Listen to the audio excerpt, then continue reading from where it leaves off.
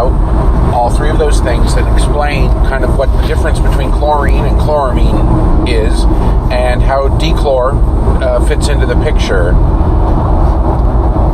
If you're looking for a summary, that's hard to give you, because relative to chlorine, I'm going to talk about why they even put chlorine in the water in the first place, and what you should know about chlorine relative to fish health from the standpoint of questions like, how long does it take for chlorine to damage the fish? Why does it wait so long before it damages the fish? Isn't that nice? What can you do about injuries caused by chlorine? What are the ways to control chlorine? Why did they ever come up with chloramine? What is chloramine? Does chloramine have to be treated any differently than chlorine, and why or why not? And then we're going to talk about DECHLORINATOR and kind of sort of how it works, but also times that you might not need to use it, and also some of the impact that DECHLORINATOR has on the environment when you've used it, in particular relative to one, fish health treatment. Turns out it inactivates one of our fish health treatments if left in the water. So anyway, hopefully it's going to be an interesting video. Hopefully you have time and pen and paper. So let's get started.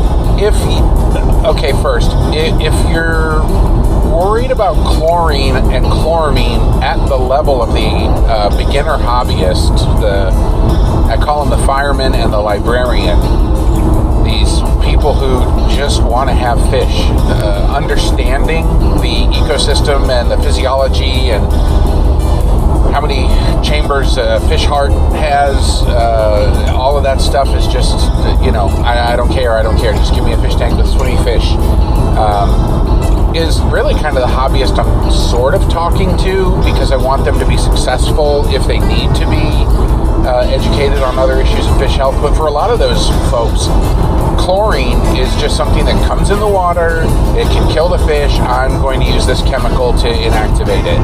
And you could understand chlorine at that level and be fine, probably, for the most part.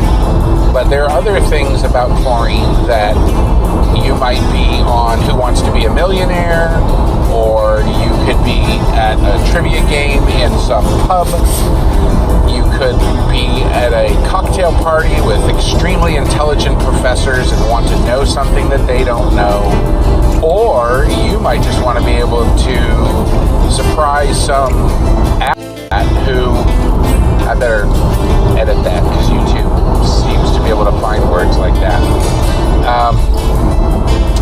You might be talking to somebody who is very pompous and knows everything, and it might be nice at that point to know something maybe that they don't know. So this video has a lot of that in it. Let's get our pen and paper and talk about it. So chlorine, what's the idea? So back in the old days, people were getting stuff from the water like dysentery or specific kinds of germs and then parasites and stuff. And water had bacterial impurities and things in it. And so they said, well, what can we do to make the water safe when it comes out of the tap to people's houses? And so they said, oh, here's something that is completely harmless to humans. We'll just put it in the water. It's called chlorine. And we'll just put it in the water, and it'll kill germs until the water gets to the people's house, and they'll drink it, and the chlorine won't do any damage to the people. Yay! So they put the chlorine in the water, and it killed germs and all kinds of different protozoans and stuff, and everybody was happy because nobody linked the chlorine to the cancers that started happening around that time. But let's just ignore that right now. So chlorine basically is a drinkable disinfectant that they put in human water. Unfortunately, chlorine is not passively received by fish. It can kill them. And it can kill them in So I was going to talk to you a little bit about how long does it take for chlorine to hurt the fish, and it's interesting, 2 hours, roughly. So let's just say you did a 75% water change, and you had the temperatures pretty close together, so you didn't shock anybody with that. And the water coming in was about the same as the water pH that you were treating, but oh man, you left the office and you forgot to dechlorinate. Well, the fish aren't even going to be hurt an hour later. So turn the car around, go back to the office and dechlorinate, you're fine. You discover that you have failed to dechlorinate 2 hours later, you're going to be paying a price. The fish will have started to turn red, sliming up. They'll start swimming funny, isolating. The weak ones will start to, like the weak ones, like young little fish, some of the frailer tetras and things like that will have started to burn and be ready to die. If you discover that you failed to dechlorinate 6 hours later, you're just going to be looking at a hailstorm of illness, mostly burns and slimed up non-functional gills. So anyway, so they put the chlorine in the water, you put the chlorine in with the fish, and it was creating issues. So back in the olden days, and when I say olden days, I'm talking about even when I was keeping fish, when I was a kid, the advice was to take your water and just basically lagoon it. Put it in a container and just let it sit for overnight. 12 to 24 hours later, just by sitting there, the chlorine will have turned into a gas and gone away, or been borne out by organics, maybe. In any event, the water was dechlorinated by 12 to 24 hours of just sitting. Well, that speaks to an interesting phenomenon, and that was that when the neighborhoods were kind of small and they only had to pump municipal water a couple miles to your house, chlorine was fine. But cities got bigger and they had to pump water further. And so what happened was they started pumping chlorinated water a little further away, and by the time it got out of the tap, the chlorine had gone away. Either bound out by the organics inside the pipes. There is a thing called biofilm where very hardy bacteria can grow on surfaces, and then those bacteria are bioactive in the water, either sometimes removing ammonia and nitrite, performing functions in the cycle. Other times the bacteria have other negative effects, or just presenting organic material that binds chlorine out. Yeah, that happens naturally. So basically, they put more chlorine in, and they still do that to this day. Every morning, especially during the summer, some guy or gal, let's say gal, let's be liberated people, some gal goes down at the water company and she tests the water, and she's looking for coccidia, and she's looking for cytoxoin, and she's looking for cryptosporidia and skugidmerker and all these other different germs and stuff.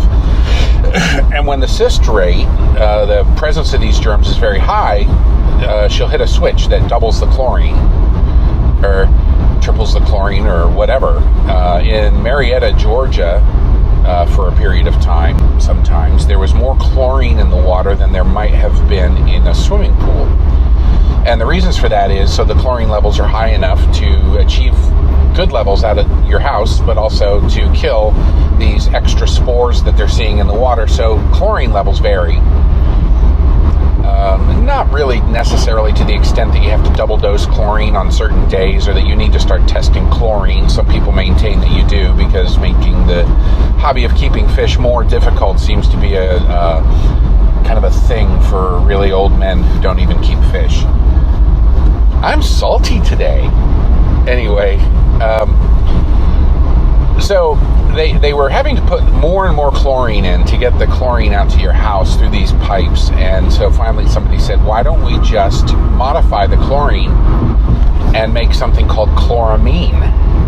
And what happened happened was, when they made chloramine, they had many of the same benefits of chlorine, but it was kind of a survivable chlorine. In other words, you could take chloramine water and set it in a tub overnight. 24 hours later, you still have some functional chlorine. Yeah, they were really excited about that.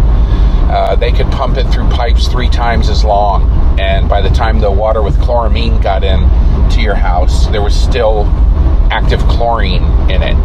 Oh, no, not full strength, but it's a surviving or survivable chloramine that just goes further, it'll just lasts longer, just doesn't bind out or degas anywhere near as fast. So, then this presented kind of a new issue, that if you did a water change and didn't dechlorinate, the water would be toxic to fish for 2 to 3 times longer. Okay, so do we need 2 to 3 times much as medicine to, such as dechlorinator, to break that down? No, not at all. The same dechlorinators work. Organics still bind it. Degassing is considerably less effective. Binding out by organics is a little bit less effective. So basically, you can treat chloramine exactly the same way you treat chlorine as far as your dechlorinators and all that. Without modifying the dose, you're good in that regard. So you've got chlorine, which is a relatively frail molecule that they use in human water supplies as a disinfectant for germs and spores. They just needed something that would last longer and go further through the pipes, so they came up with chloramine.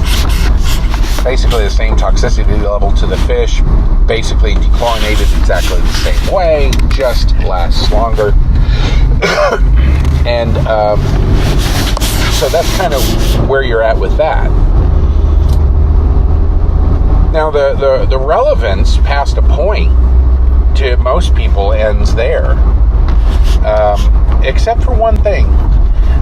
Chlorine and chloramine are neutralized by usually a compound called sodium thiosulfate. That's dechlorinator. And I wanted to say a couple things about sodium thiosulfate. The first one, sodium thiosulfate is a non-toxic compound. Wait a minute. Not actually true. Sodium thiosulfate has a range of therapeutic index, is a fancy word for how much does it take to kill some fish. The distance between the minimum amount to do the job and the amount necessary to kill 50% of the fish, the LD50 of the fish that are treated with it. And the therapeutic index is absurd on sodium thiosulfate, the dechlorinator. You can use a ton, and it turned out that people did. They, to save money, they would buy crystals of sodium thiosulfate, and whenever they did a water change, they would just take a handful of the crystals and just throw them in the water. Okay, fine, whatever. Until somebody just was going nuts with it, and they would, just throwing so much sodium thiosulfate crystals in there that they noticed after they did that the fish were having some trouble. And a couple of times the fish died. And so it turns out that there kind of is a top end. But sodium thiosulfate dechlorinator is so inexpensive that people didn't really care at first. And there was no way to really explain how the sodium thiosulfate killed the fish when you used it at absurd levels. I would have thought to do that you would have had to put so much sodium thiosulfate in the water that the fish would actually be lying on the pile of crystals out of the water to die, but it turns out it's a little bit closer than that. So just an overdose of sodium thiosulfate can be an issue. So a couple old guys who have actually no degree at all and never kept a fish in their life, argumentatively came up with how sodium thiosulfate contaminates the water and modifies the pH or something. If you use quite enough of it, that it can screw up the pH and cause issues with the fish. It doesn't really matter. The take home on that is just be moderate to low. Just take it easy on the sodium thiosulfate dechlorinator.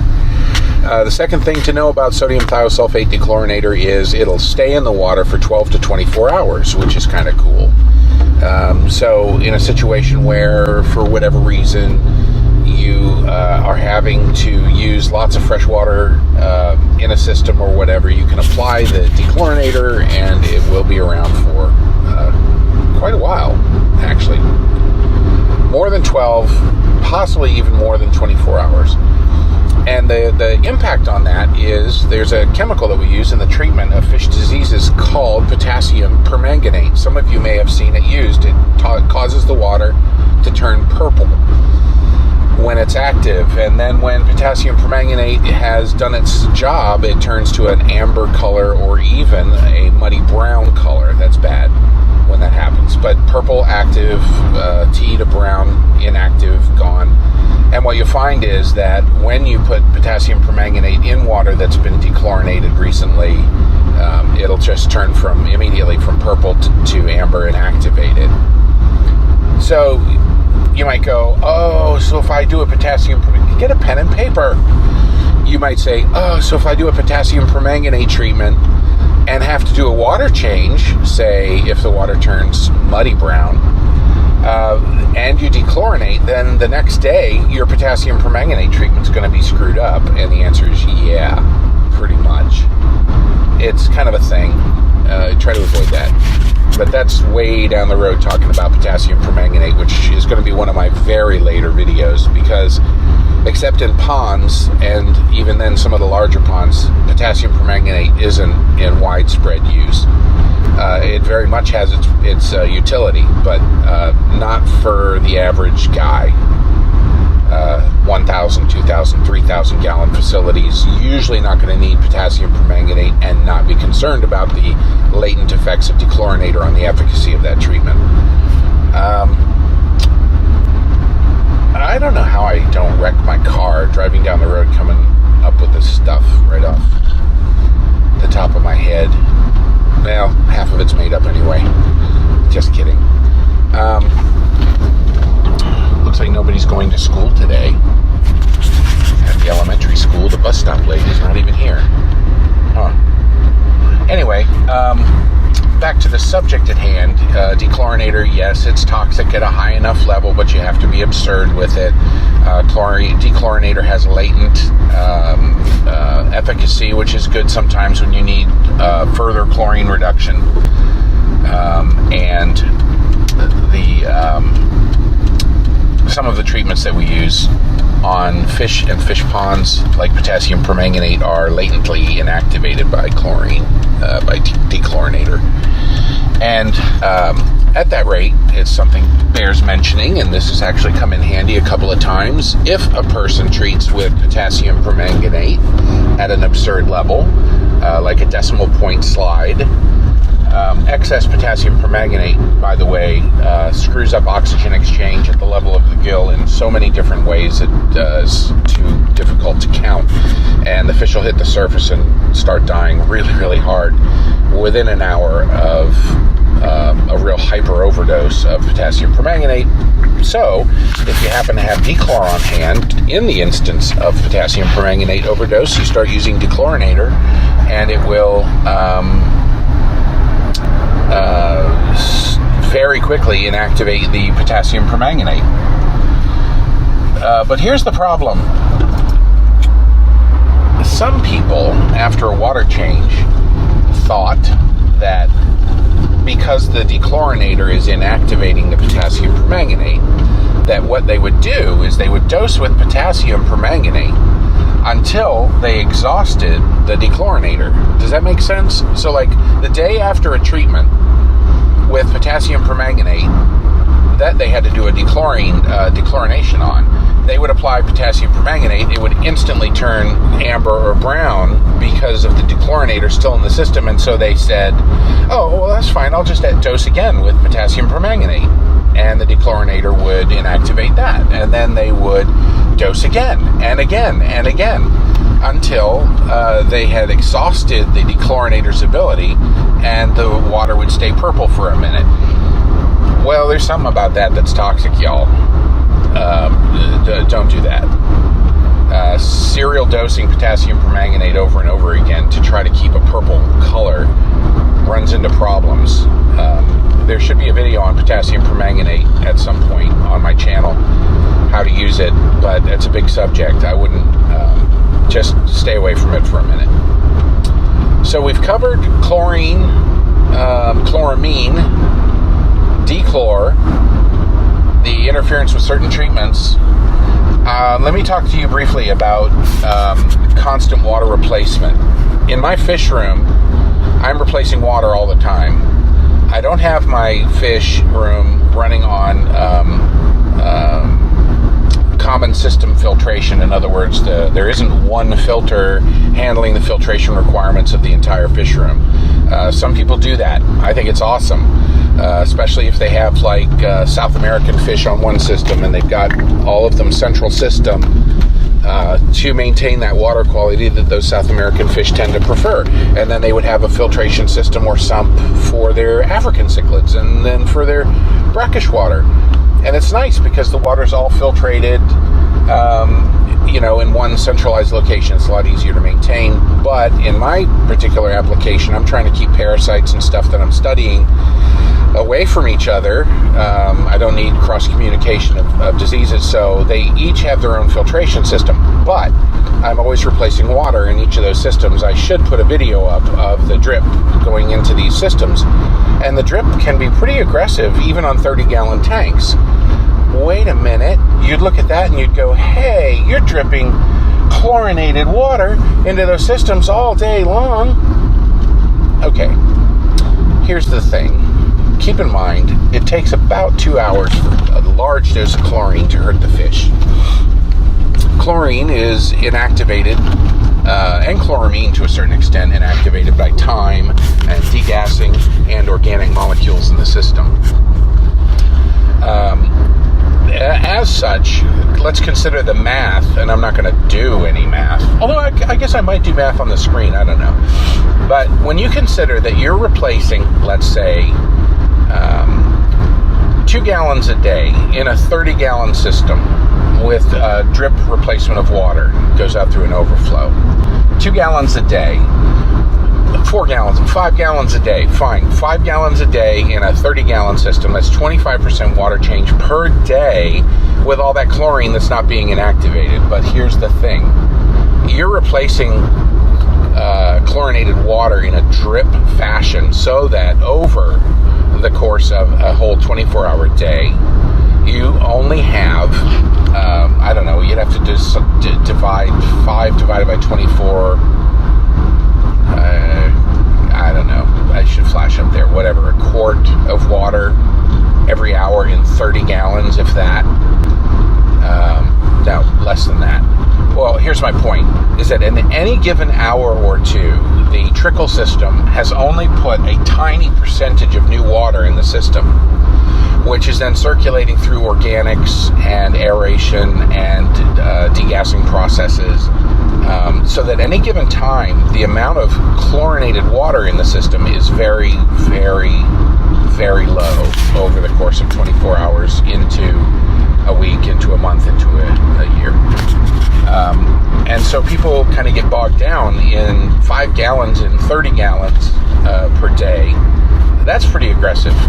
Most people probably would not choose to spend that kind of money on water replacement unless they were retail or keeping a whole lot of fish, or in a turtle system where you had so much solid waste going that filtration barely kept up as far as background pollution, and you just wanted to turn the water over like that. That I get it.